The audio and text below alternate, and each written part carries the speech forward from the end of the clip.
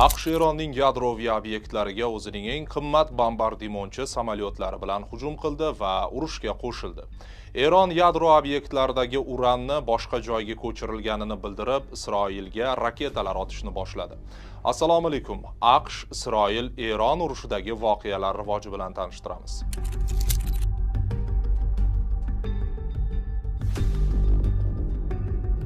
AQSh prezidenti Donald Trump Erondagi yadroviy obyektlarga berilgan zarbalar ortidan xalqqa murojaat bilan chiqdi. Trump o'zining qisqa murojaatida ushbu hujumlarni hayratomuz harbiy muvaffaqiyat deb atadi va Eronning yadroviy inshootlari butunlay va to'liq yo'q qilinganligini da'vo qildi. Eron endi tinchlikni tanlashi kerak, aks holda keyingi hujumlar bundan ham kattaroq va ancha oson bo'ladi. Yana ko'plab nishonlar bor. Agar tinchlik tez orada kelmasa, biz ularni aniqlik, tezlik va mahorat bilan yo'q qilamiz, deya Trump yana Eronni ogohlantirdi. U shuningdek bu holat davom etmasligini ta'kidladi. Yoki tinchlik bo'ladi, yoki Eron uchun so'nggi 8 kun ichida ko'rganimizdan ancha dahshatli fojia yuz beradi, degan AQSh yetakchisi. Trump o'z murojaatida Isroil bosh vaziri Benyamin Netanyahuga minnatdorchilik bildirib, AQSh va Isroil bir jamoa sifatida ishlaganini ham aytdi. Trumpga ko'ra, bu hujumlarning asosiy maqsadi Eronning yadro boyitish imkoniyatini tugatish va terrorizmning dunyodagi eng yirik homiysi tomonidan kelayotgan yadro tahdidini to'xtatish bo'lgan.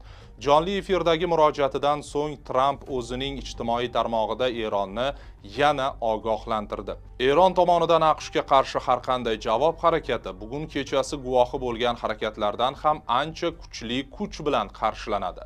Shuningdek, AQSh prezident administratsiyasi Eronga zarba berish vaqtida Oq uydagi maxsus operatsion xona Situation Room'dan suratlarni e'lon qildi. Maxsus xonada prezident Donald Trump, vazirlar, Oq uy boshqaruvi rahbari, qo'shma shtab qo'mitasi raisi general Ben Keyn va boshqa kabinet a'zolari bo'lgan.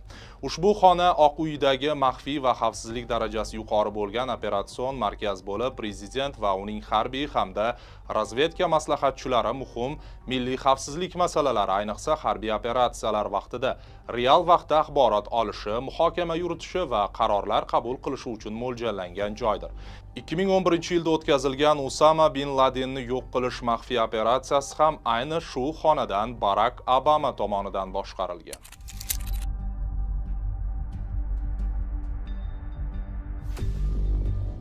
Eron tashqi ishlar vaziri Abbos Araqchi AQShning Erondagi yadroviy obyektlariga ertalab uyushtirgan hujumini keskin qoraladi.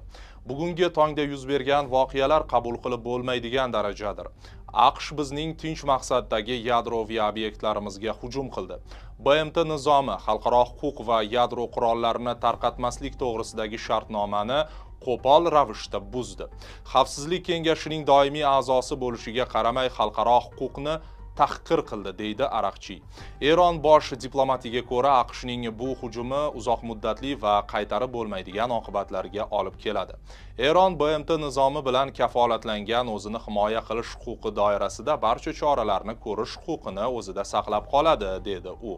Reuters agentligi yuqori martabali eronlik manbaga tayanib xabar berishicha, AQSh zarbasidan avval Fordodagi yadro inshootida saqlanayotgan yuqori darajadagi boyitilgan uranning katta qismi boshqa joyga ko'chirib yuborilgan. Obyektdagi xodimlar soni ham minimal darajaga qisqartirilgan. Washington Post nashri esa Sputnik rasmlariga tayanib, Fordoga zarba berilishidan 2 kun oldin 16 ta yuk mashinasi bunkerdan uranni olib chiqib ketgan bo'lishi mumkinligini yozmoqda. Shuningdek, AQShdagi Rand Corporation tahlil markazi katta tadqiqotchisi Bill Courtney Fordo obyektiga zarbalar qanday natija bergani aniq bo'lmagunicha keyingi zarbalar bo'ladimi, yo'qmi noma'lum ekanini aytmoqda. Uning aytishicha, har bir B-2 bombardimonchisi Diego Garciadagi bazadan 30 ming funtli bombalardan ikkitasini olib ucha oladi. Fordo kabi obyektni yo'q qilish uchun bir yoki 2 bomba kifoya qilmasligi mumkin. Eron atom energiya